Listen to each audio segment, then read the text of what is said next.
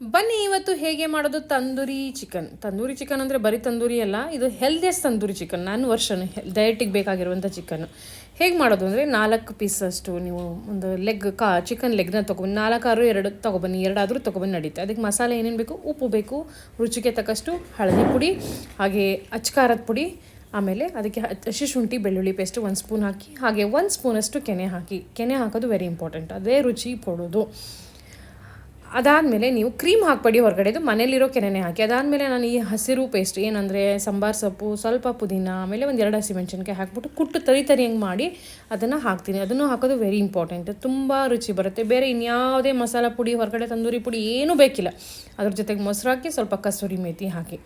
ನೋಡಿ, ಹೊರಗಡೆ ಮಸಾಲ ಹಾಕಿದ್ರೆ ನಿಮಗೆ ರುಚಿ ಬರೋಲ್ಲ. ನೀವು ಹೊರಗಡೆ ತಿನ್ನುವಂಥ ಟೇಸ್ಟೇ ರುಚಿನೇ ಬರುತ್ತೆ, ಬಟ್ ಇಟ್ಸ್ ನೋ ಎಣ್ಣೆ ನೋ ಬೆಣ್ಣೆ. ನಿಮಗೆ ಕೊಲೆಸ್ಟ್ರಾಲ್ ಇಲ್ದಿರೋಂಥ ಹೆಲ್ದಿಯೆಸ್ಟ್ ವೇ ಆಫ್ ಚಿಕನ್ ನೀವು ಮನೇಲಿ ಮಾಡ್ಕೊಂಡು ತಿನ್ಬೋದು. ನೀವು ಎವ್ರಿ ವೀಕ್ ಮಾಡ್ಕೊಂಡು ತಿನ್ನಿ, ಮನೇಲಿ ತಂತೀನಿ. ಹೊರಗಡೆ ತುಂಬ ಕಾಸ್ಟ್ಲಿನೂ ಹೋದು, ಹಾಗೆ ಇಲ್ಲಿ ಸ್ಯಾಟಿಸ್ಫ್ಯಾಕ್ಷನ್ ಆಗಿ ಕಮ್ಮಿ ದುಡ್ಡಲ್ಲಿ ತಿನ್ಬೋದು.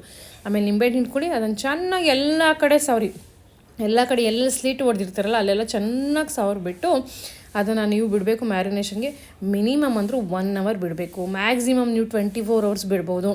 24 ಅವರ್ಸ್ ಬಿಟ್ಟು ನೆಕ್ಸ್ಟ್ ಡೇ ಮಾಡಿದ್ರಂತೂ ಸೂಪರ್, ಕೇಳಲೇಬೇಡಿ. 2 ಅವರ್ಸ್ ಬಿಟ್ಟರು ಇನ್ನೂ ಚೆನ್ನಾಗಿರುತ್ತೆ. ಸೊ ಅಟ್ಲೀಸ್ಟ್ ಮಿನಿಮಮ್ 1 ಅವರ್ ಅಂತೂ ಮ್ಯಾರಿನೇಷನ್ ಇಡಿ. ಅವಾಗ ಏನಾಗುತ್ತೆ, ಚಿಕನ್ ಸಾಫ್ಟು ಜ್ಯೂಸಿಯಾಗಿ ಬರುತ್ತೆ. ಅದಾದಮೇಲೆ ಏನು ಮಾಡಬೇಕು, ಏನು ಮಾಡೋಂಗಿಲ್ಲ. ನೋಡಿ, ತಂದೂರಿ ಮಾಡೋಕ್ಕೆ ನಮಗೆ ತಂದೂರು ಬೇಕಾಗಿಲ್ಲ, ಓವನ್ ಬೇಕಾಗಿಲ್ಲ. ಓವನ್ ಇದೆ ನನ್ನ ಹತ್ರ, ಆದರೂ ನಾನು ಯೂಸ್ ಮಾಡಲ್ಲ. ಇದರಲ್ಲೇ ತುಂಬ ಚೆನ್ನಾಗಾಗುತ್ತೆ. ಸೊ ಹಾಗಾಗಿ ಈಸಿನೂ ಕೂಡ ನನಗೆ. ಸೊ ಹಾಗಾಗಿ ನಾನು ಇದರಲ್ಲೇ ಮಾಡ್ತೀನಿ.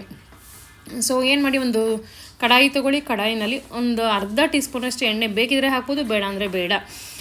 ಯಾಕೆಂದರೆ ನಾವು ಮ್ಯಾರಿನೇಷನ್ಗೆ ಒಂದು ಅರ್ಧ ಟೀ ಸ್ಪೂನಷ್ಟು ಎಣ್ಣೆ ಹಾಕಿರ್ತೀನಿ ನಾನು. ಹಾಗಾಗಿ ಸೊ ಅದನ್ನು ಹಾಕ್ಬಿಟ್ಟು ಎಲ್ಲ ರಸ ಏನು ಉಳಿದಿದೆ ಸರಿಯಾಗಿ 4 ಎಲ್ಲ ಕಡೆ ಆಗಂಗೆ ತಳ ಅಗಲ ಇರೋದು ಇಡಿ. ಅವಾಗ ಏನಾಗುತ್ತೆ, ಎಲ್ಲ ಕಡೆ ಅದು ಚೆನ್ನಾಗಿ ಬೇಯ್ಕೊಳ್ಳೋಕೆ ಈಸಿ ಆಗುತ್ತೆ. ಸೊ ಅದಾದಮೇಲೆ ಆ ನೀರನ್ನೆಲ್ಲ ಬಳಿದು ಅದ್ರ ಮೇಲೆ ಇಟ್ಟು ನಾನು ಸ್ಲೋ ಊರಿನಲ್ಲಿ ಬಿಟ್ಬಿಡ್ತೀನಿ, ಮುಚ್ಚಿಬಿಟ್ಟು. ಇದು ತುಂಬ ಚೆನ್ನಾಗಿ ಓವರ್ ಉರಿ ಕೊಡಬೇಡಿ. ಜಾಸ್ತಿ ಹೈ ಫ್ಲೇಮಲ್ಲಿ ಇಟ್ಬಿಟ್ರೆ ಏನಾಗುತ್ತೆ, ನೀರು ಬಂಟಾಗುತ್ತೆ, ಆಗ ಚಿಕನ್ ಬೇಯಲ್ಲ. ಸ್ಲೋ ಊರಿನಲ್ಲಿ ಇಟ್ಟು ಬೇಯಿಸಾಗೋದು, ಆ ಸ್ಟೀಮಲ್ಲಿ ಬೇಯ್ಕೊಳ್ಳುತ್ತೆ, ಸ್ಟೀಮ್ ಥರ ಆಗುತ್ತೆ ಎಫೆಕ್ಟು. ಸೊ ಹಾಗಾಗಿ ಬೇಕು. ಅದಾದಮೇಲೆ ಮಧ್ಯದಲ್ಲಿ ರಸನ ಹೀಗೆ ಉಲ್ಟಾ ಸೀದಾ ಮಾಡಿ ಚಿಕನ್ ಮೇಲೆ ಹಿಂಗೆ ಬಿಡ್ತಾಯಿರಿ. ಅವಾಗೇನತ್ತೆ, ಆ ರಸ ಅಬ್ಸರ್ವ್ ಮಾಡ್ಕೊಳ್ತಾ ಹೋಗುತ್ತೆ, ಚಿಕನ್ ಸಾಫ್ಟ್ ಆಗ್ತಾ ಹೋಗುತ್ತೆ, ಹಾಗೆ ಬೇಯ್ತಾ ಹೋಗುತ್ತೆ. As simple as that. ನಿಮಗೇನು ಜಾಸ್ತಿ ತಲೆ ಕೆಡಿಸ್ಕೊಳಂಗಿಲ್ಲ. ಹೊರಗಡೆ ಕೆಟ್ಟು ಅವ್ರು ಯಾವ ಮ್ಯಾರಿನೇಷನ್ ಮಾಡ್ತಾರೋ, ಎಷ್ಟು ದಿನದಲ್ಲಿ ತಂದಿರ್ತಾರೋ, ಹೆಂಗೆ ಇಟ್ಟಿರ್ತಾರೋ ನಮಗೆ ಗೊತ್ತಿರಲ್ಲ.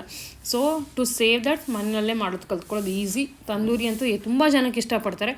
ಸೊ ನೋಡಿ, ಈ ಥರ ಮಾಡಿಬಿಟ್ಟು ಅದನ್ನು ಮುಚ್ಚು. ಒಂದು 15-20 ಮಿನಿಟ್ಸ್ ತೊಗೊಳುತ್ತೆ ಇದು ಬೇಯೋಕ್ಕೆ. ಯಾಕೆಂದರೆ ಸ್ಲೋ ರಿಟರ್ನಲ್ಲಿ ಬೇಯಿಸ್ತೀವಲ್ವ. ಸೊ ಹಾಗಾಗಿ ಮಧ್ಯದಲ್ಲಿ ಒಂದು 5 ನಿಮಿಷ ನೀವು ಸ್ವಲ್ಪ ಹೈ ಫ್ಲೇಮಲ್ಲಿ ಕೊಡಿ. ನೀರು ಸುಂಡೋಗ್ಬಾರ್ದು, ಯಾಕೆಂದರೆ ಸ್ವಲ್ಪ ಬೇಯಬೇಕಲ್ವ. ಸೊ ಹೈ ಫ್ಲೇಮಲ್ಲೂ ಇಟ್ಟು ಕೂಡ ಅದನ್ನು ಬೇಯಿಸ್ಬೇಕು. ಅದು ಬೆಂದಾದ್ಮೇಲೆ ನೋಡಿ, ಹಿಂಗೆ ನೀರು ಹಿಂಕೊಳ್ತಾ ಬರುತ್ತೆ. ಆ ನೀರನ್ನು ತೆಗೆದು ಮತ್ತೆ ಚಿಕನ್ ಮೇಲೆ ಒಂದು ಸ್ಪೂನಲ್ಲಿ ತೆಗೆದು ಹಾಕ್ತಾಯಿರಿ ಆ ರಸ ಏನಿರುತ್ತೆ ಅದನ್ನು. ಸೊ ನೋಡಿ, ಈ ಥರ ಡ್ರೈ ಆಗಬೇಕು. ಅಲ್ಲಿವರೆಗೂ ಅದನ್ನು ಒಂದು ಸ್ವಲ್ಪ ಪೇಷನ್ಸಲ್ಲಿ ಇಟ್ಕೊಂಡು ಮಾಡಿ. ಈಸಿ, ಏನೂ ಮಾಡೋಂಗಿಲ್ಲ. ಬರೀ ನಾವು ಆ ಕಡೆಯಿಂದ ಈ ಕಡೆಗೆ ಉಲ್ಟಾ ಮಾಡಬೇಕು ಅಷ್ಟೇ, ಇನ್ನೇನು ಮಾಡೋಂಗಿಲ್ಲ. ಸೊ ನೋಡಿ, ಆ್ಯಸ್ ಸಿಂಪಲ್ ಆ್ಯಸ್ ದಟ್. ಎಷ್ಟು ಚೆನ್ನಾಗಾಗ್ತಾಯಿದೆ ಅಂತ. ಆಮೇಲೆ ಚಿಕನ್ ಮಾತ್ರ ಸಖತ್ತು ಸಾಫ್ಟಾಗಿತ್ತು. ನಾನು ವೀಡಿಯೋನ ತೋರಿಸಿದ್ದೀನಿ ಕೂಡ, ನೀವು ನೋಡಿರ್ತೀರ ನಾನು ತಿನ್ನೋದನ್ನು. ನನ್ನ ಮಕ್ಳಿಗಂತೂ ಇದು ಫೇವ್ರೇಟು, ಅವ್ರು ತುಂಬ ಇಷ್ಟಪಟ್ಟು ತಿಂತಾರೆ. ಅವ್ರಿಗೆ ನಾವೀಗ ಹೊರಗಡೆ ತಗೊಳ್ಳೋದೇ ಇಲ್ಲ ತಂದೂರಿ ಚಿಕನ್. ನನ್ನ ಮನೆಯಲ್ಲಿ ತುಂಬ ಸ್ಯಾಟಿಸ್ಫ್ಯಾಕ್ಷನು, ಅಲ್ಲಿ ಸುಟ್ಟೋಗಿರುತ್ತೆ.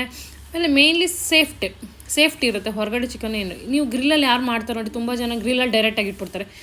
ಹಂಗೆ ಮಾಡಬೇಡಿ. ಫಸ್ಟ್ ಇದನ್ನು ಬೇಯಿಸಿ ಆಮೇಲೆ ಗ್ರಿಲ್ಲ. ನೋಡಿ, ನಾನು ಈ ಥರ ಹಿಂಗೆ ಗ್ರಿಲ್ಲೂ ಇದೆ ನನ್ನ ಹತ್ರ. ಸೊ ಗ್ರಿಲ್ಲೂ ಯೂಸ್ ಮಾಡಿ ಡೈರೆಕ್ಟಾಗಿ ನಾನು ಸ್ಟೌವಲ್ಲೇ ಈ ಥರ ಸ್ಮೋಕಿ ಫ್ಲೇಮ್ ಕೊಡಬೇಕಲ್ವ. ಸೊ ಹೊರಗಡೆ ಟೇಸ್ಟ್ ಬರಬೇಕು ಅಂದರೆ ಸ್ಮೋಕಿ ಫ್ಲೇವರ್ ಕೊಡಲೇಬೇಕು. ಇದಕ್ಕೆ ಸ್ವಲ್ಪ ನೀವು ಬೆಣ್ಣೆ ಹಾಕೂ ಕೂಡ ಮಾಡ್ಬೋದು. ನಾನು ಬೆಣ್ಣೆ ಏನು ಹಾಕಿಲ್ಲ, ಯಾಕೆಂದರೆ ಡಯಟಿಗೋಸ್ಕರ. ನೀವು ಬೇಕಂದರೆ ನಿಮ್ಮ ಮಕ್ಳು ಕೊಡಬೇಕಂದ್ರೆ ಸ್ವಲ್ಪ ಬೆಣ್ಣೆ ಮೇಲ್ಗಡೆ ಸವರ್ಬಿಟ್ಟು ಅದನ್ನು ಈ ಥರ ಸುಟ್ಟು, ಜಾಸ್ತಿ ಓವರಾಗಿ ಸುಟ್ಬಿಡಿ. ಜಸ್ಟ್ ಸ್ಮೋಕಿ ಫ್ಲೇವರ್ ಕೊಡೋಕ್ಕೆ ಸ್ವಲ್ಪ ಹಿಂದೆ ಮುಂದೆ ಹೀಗೆ ಫ್ಲೇಮಲ್ಲಿ ಹಿಡಿದ್ಬಿಟ್ಟು ಅದನ್ನು ಮಾಡಿದ್ರೆ, ಹಿಂಗಡೆ ನೀವು ಫಾಯಿಲ್ ಸುಟ್ಬಿಟ್ಟು ಕೊಟ್ಟರೆ ನಿಮಗೆ ಅಂಗಡಿ ಥರ ಹೊರಗಡೆ ಥರ ಕಾಣಿಸುತ್ತೆ. ಬೇಕಾಗಿಲ್ಲ, ಅದೆಲ್ಲ ವೇಸ್ಟ್ ಕೆಲಸ. ಸುಮ್ಮನೆ ಹಿಂಗೆ ಸುಟ್ಬಿಟ್ಟು ನೀವು ಮಾಡಿಬಿಟ್ಟು ತಿಂದು ನೋಡಿಬಿಟ್ಟು ನನಗೆ ರೆಸಿಪಿ ಟ್ರೈ ಮಾಡಿ ನನಗೆ ಹೇಳಿ. ನೋಡಿ ಎಷ್ಟು ಚೆನ್ನಾಗಿ ಬಂದಿದೆ, ಹೊರಗಡೆ ಥರನೇ ಬರುತ್ತೆ. ಸೊ ಟ್ರೈ ಮಾಡಿ, ಹಾಗೆ ಕಮೆಂಟಲ್ಲಿ ತಿಳಿಸಿ. ಮತ್ತೆ ಸಿಗ್ತೀನಿ ಮತ್ತೊಂದು ಹೊಸ ವೀಡಿಯೋಲಿ. ಅಲ್ಲಿವರೆಗೆ ನಮಸ್ಕಾರ.